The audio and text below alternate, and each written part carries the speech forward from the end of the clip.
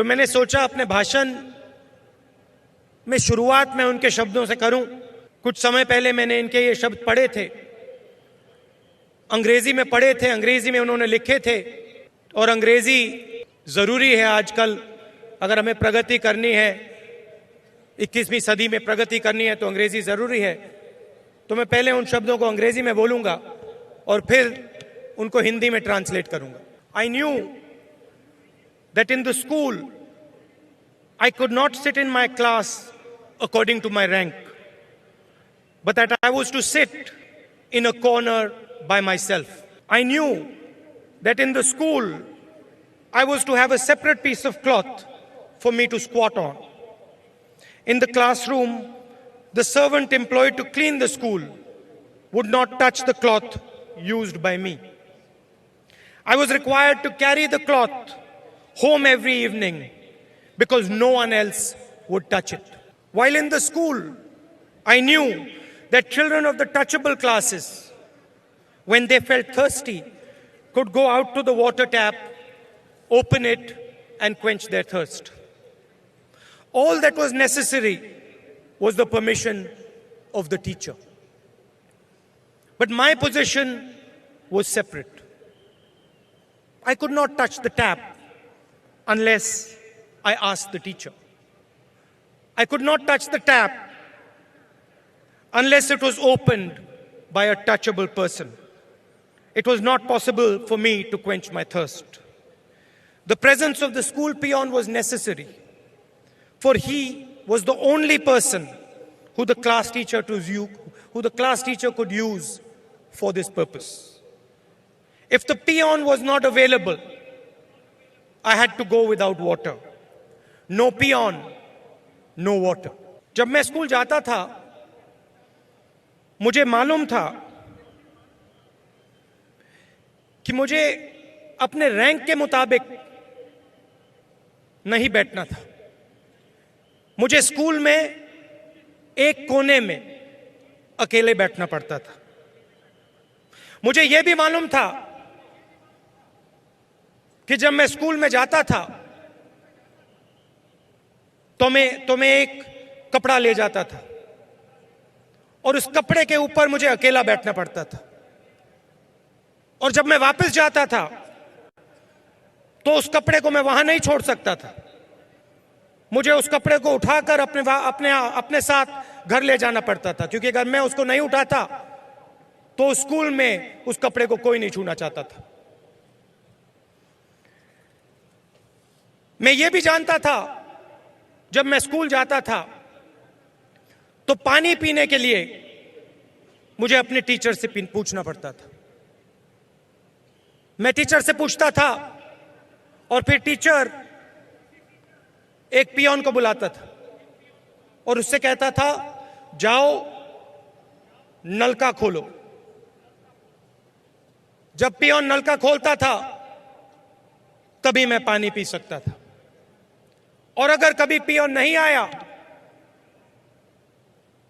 तो मैं पानी नहीं पी सकता था। नो पियोन, नो पानी। अंबेडकर जी किस सोच की बात कर रहे थे? इस देश के बारे में कहा जाता है कि हजारों साल पहले मनु नाम का एक व्यक्ति इस देश की धरती पे चलता था। अब मुझे नहीं मालूम कि ऐसा कोई व्यक्ति रहा या नहीं रहा, मगर अंबेडकर जी उस व्यक्ति की सोच के बारे में बोल रहे थे। और जो दर्द उनको हो रहा था, जो कष्ट उनको हो रहा था, वो उस सोच के कारण हो रहा था।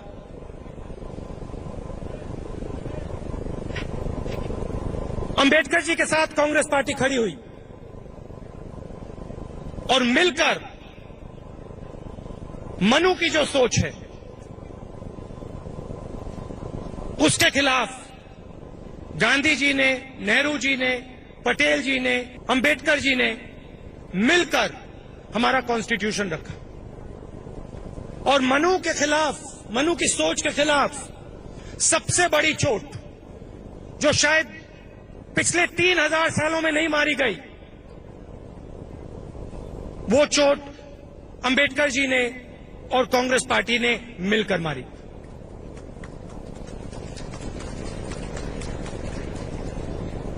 चाहे वो वन मैन वन वोट की बात हो,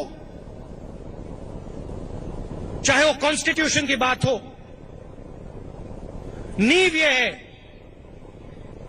कि जो दर्द अंबेडकर जी को लगा, और सिर्फ अंबेडकर जी को नहीं लगा, हिंदुस्तान के करोड़ों लोगों को लगा, और एक बार नहीं लगा, एक दिन के लिए नहीं लगा, हजारों साल के लिए लगा, उसके खिलाफ सबसे बड़ा एक्शन अंबेडकर जी ने और कांग्रेस पार्टी ने एक साथ लिया है।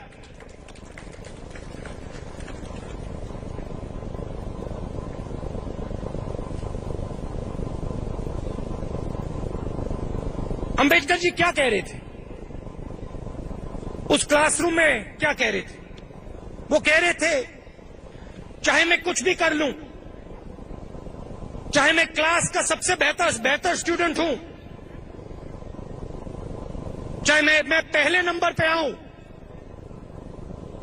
मुझे वो जगह कभी नहीं दी जाएगी। मुझे कहा जाएगा तुम बहुत अच्छा पढ़ते हो, मगर तुम यहां आके बैठ जाओ और ज्यादा मत बोलो। उन्होंने कहा, वो जो पानी की उन्होंने बात की, उन्होंने कहा अगर मैं कुछ भी चाहता, कुछ भी करना चाहता अपनी जिंदगी में, मुझे किसी और से पूछने की जरूरत रहती।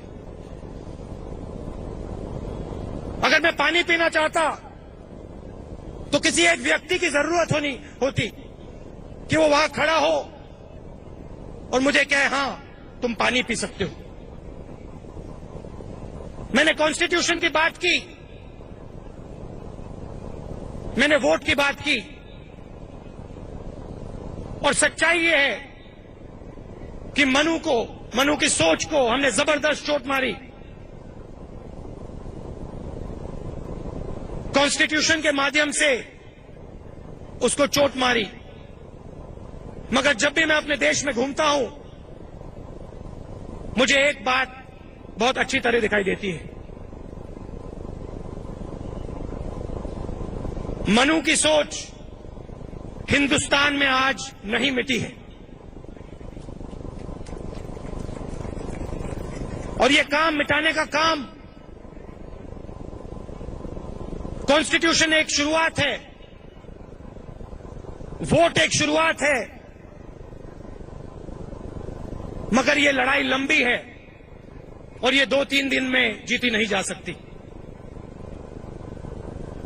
आप कांग्रेस पार्टी का काम देखिए, चाहे वो कॉन्स्टिट्यूशन हो, चाहे वो रिजर्वेशन की बात हो, चाहे वो वन मैन वन वोट की बात हो, और अगर आप पिछले 10 सालों में देखें, मनरेगा, भोजन का अधिकार, राइट टू इंफॉर्मेशन, ये हमारे सब के सब काम मनु के सोच के खिलाफ के काम है। जहां भी आपको अधिकार शब्द दिखाई देगा, चाहे वो सूचना का अधिकार हो, भोजन का अधिकार हो, जमीन का अधिकार हो, रोजगार का अधिकार हो, शिक्षा का अधिकार हो, वो मनु के सोच के खिलाफ एक्शन है, और वो सब एक्शन कांग्रेस पार्टी ने लिए। मेरे लिए हिंदुस्तान की राजनीति में सिर्फ 2 विचारधाराएं हैं। एक विचारधारा जो मनु की सोच की रक्षा करता है, और दूसरी विचारधारा जो मनु की सोच पर आक्रमण करता है, और तीसरी विचारधारा हिंदुस्तान में नहीं है। एक तरफ कांग्रेस पार्टी इक्वालिटी की बात करती है, गरीबों की बात करती है, कमजोर लोगों की बात करती है, और दूसरी तरफ आरएसएस, बीजेपी मनु की सोच की रक्षा करती है। यह सच्चाई है इस देश की। आपको अच्छी लगे या ना लगे, यह सच्चाई है इस देश की। आप देखो हैदराबाद में क्या हुआ, हैदराबाद में क्या हुआ। अंबेडकर जी जैसा एक लड़का खड़ा होता है और कहता है देखो मुझे इस दरी पे बैठाया हुआ है, मुझे इस कोने में बैठाया हुआ है।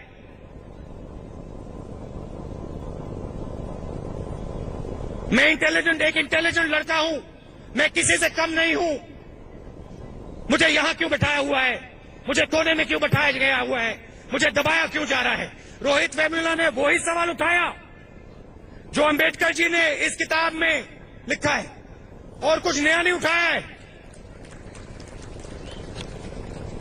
और हुआ क्या, हिंदुस्तान की सरकार खड़ी होती है, कहती है नहीं तुम अलग दरी पे बैठोगे, तुम दलित हो और तुम वहां बैठोगे, यहां नहीं बैठ सकते हो। और अगर तुम आगे बढ़ने के सपने देख रहे हो तो उन सपनों को बंद करो, नहीं तो हम तुम्हें कुचल के मार देंगे। ये बोला है नरेंद्र मोदी जी ने, ये बोला है उनके मंत्री ने, ये बोला है आरएसएस के लोगों ने। और जब वो लड़का खड़ा हुआ, जब वो लड़का खड़ा हुआ, अपने बल पे खड़ा हुआ, जब उसने कहा नहीं मैं तुम्हारी बात से सहमत नहीं हूं, मैं अकेला नहीं खड़ा होऊंगा, मैं यहां पे बीच में सबके साथ खड़ा होऊंगा, मैं किसी से कम नहीं हूं, तो हिंदुस्तान की सरकार उसको कुचल देती है, मार देती है। लोग कहते हैं कि उसने आत्महत्या की, आत्महत्या नहीं की उसने अपनी कुर्बानी दी हिंदुस्तान के लिए, उसने अपनी कुर्बानी दी इस देश के लिए। उसने कहा कि मैं ऐसे देश में नहीं रहना चाहता हूं जिसमें मेरे देश जैसे व्यक्ति के लिए जगह नहीं है। और उसने उदाहरण दिया, इसीलिए मैं वहां गया, इसीलिए मैं उनके साथ बैठा और इसीलिए मैं उनके साथ खड़ा हूं और लड़ूंगा उनके साथ एक साथ। दूसरी तरफ पानी की बात हुई, अंबेडकर जी पॉलिटिकल पावर की बात करते थे, सत्ता की बात करते थे। उन्होंने ऑर्गेनाइजेशन की बात की, ऑर्गेनाइज करो अपने आप को, संगठित हो। कांग्रेस पार्टी ने सिर्फ वोट नहीं दिया, सबसे बड़ा औजार पंचायती राज आपको दिया। लाखों लोगों को पंचायती राज का फायदा हुआ। कहीं कोई प्रधान बन रहा है, कोई सड़क बनवा रहा है, शक्ति हमने गांव तक पहुंचाई। हुआ क्या, कमजोर वर्गों को सत्ता मिली, पावर मिला, शक्ति मिली। अब आप देखिए बीजेपी क्या कर रही है। एक तरफ पंचायती राज को खत्म करने की कोशिश कर रही है। हरियाणा में, राजस्थान में कहते हैं अगर आप स्कूल नहीं गए तो आप पंचायत का चुनाव नहीं लड़ सकते। हो क्या रहा है,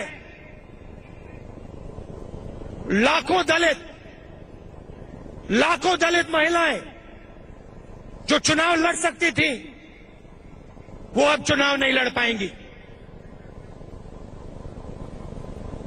दूसरी तरफ, एक तरफ लोकतांत्रिक सिस्टम पे आक्रमण, पंचायती राज पे आक्रमण, और दूसरी तरफ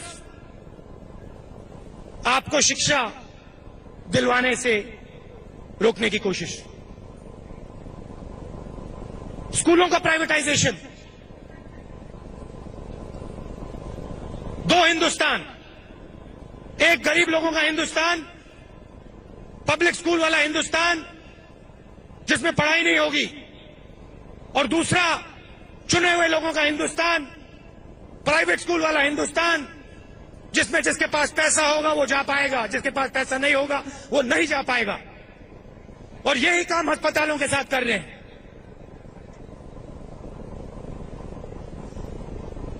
रोहित वेमुला को किसने दबाया? वाइस चांसलर ने। वाइस चांसलर को वहां किसने बैठाया? आरएसएस ने। आज हिंदुस्तान में एक यूनिवर्सिटी नहीं है जहां पे आरएसएस के लोग अपने आदमियों को नहीं बैठा रहे। इसका लक्ष्य क्या है? इसका लक्ष्य आपको शिक्षा के इंस्टीट्यूशन में अंदर जाने से रोकने का लक्ष्य है कि आप लोग शिक्षा ना प्राप्त करो, आप लोग अच्छी यूनिवर्सिटी में मत जाओ, ना जा पाओ, आप लोग अच्छे कॉलेजेस में ना जा पाओ। यह लक्ष्य है इनका। और सिर्फ शिक्षा में नहीं कर रहे हैं, आप ब्यूरोक्रेसी देख लो, पूरी ब्यूरोक्रेसी देख लो। आजकल मंत्री लोग मंत्रिमंडल नहीं चलाते हैं, आजकल आरएसएस के लोग ओएसडी लगाकर मंत्रिमंडल चलाते हैं।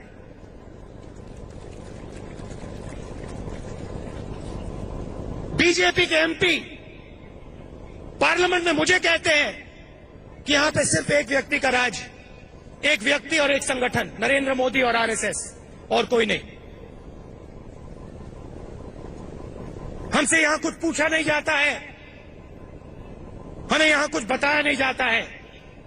मोदी जी मन की बात करते हैं और पूरा देश सुनता है। दलित मर जाए, आदिवासी मर जाए, किसान मर जाए, मजदूर मर जाए, बेरोजगार युवा मर जाए, कुछ फर्क नहीं पड़ता, मगर मनु की सोच की रक्षा होनी चाहिए हिंदुस्तान में। वही सबसे जरूरी चीज है इनके लिए। यह फर्क है हम में और उनमें। हम लोकतंत्र की बात करते हैं, लोगों को शक्ति देने की बात करते हैं, शिक्षा की बात करते हैं, पंचायती राज की बात करते हैं। कल मैं जा रहा हूं, मुंबई जा रहा हूं, Narendra Modi ji make in India की बात करते हैं, कहते हैं मैं करोड़ों लोगों को रोजगार दूंगा। और मुंबई में जो ज्वेलरी का काम करते हैं, छोटे कारीगर, छोटे बिजनेसमैन, वो मुझे बुला रहे हैं कि आप यहां आइए, धरना दीजिए, तब मोदी जी जाके सुनेंगे। तो जो भी इस देश में कमजोर है, जिसके पास भी पैसा नहीं है, जिसके पास भी शक्ति नहीं है, जिसके पास आवाज नहीं है, उसको कुचला जा रहा है, उसको दबाया जा रहा है। और ये देश ऐसे नहीं चलेगा, ये देश ऐसे नहीं बढ़ सकता है। कांग्रेस पार्टी इनके सामने खड़े होगी, कांग्रेस पार्टी का हर कार्यकर्ता इनके सामने खड़ा होगा। गरीबों की, कमजोर लोगों की, दलितों की, अल्पसंख्यकों की, बेरोजगार युवाओं की, महिलाओं की रक्षा करेगी कांग्रेस पार्टी। और जहां भी अपनी विचारधारा को बढ़ाने की कोशिश करेंगे, वहां उनको कांग्रेस पार्टी दिखाई देगी। ये मेरे पीछे क्यों है, मेरे ऊपर ये आक्रमण क्यों करते हैं? आप सोचो, मेरे ऊपर ये इसलिए आक्रमण करते हैं क्योंकि ये जानते हैं कि चाहे कुछ भी हो जाए, मैं आरएसएस की विचारधारा के सामने कभी नहीं झुकने वाला हूं। मैं मनु की विचारधारा के सामने कभी नहीं झुकने वाला हूं, क्योंकि मैं जानता हूं कि इसी विचारधारा ने इस देश को नष्ट किया था, इसी विचारधारा ने इस देश को कमजोर किया था, इसी विचारधारा ने इस देश को झुकवाया था। और मैं इस देश को झुकते हुए कभी नहीं देखना चाहता हूं।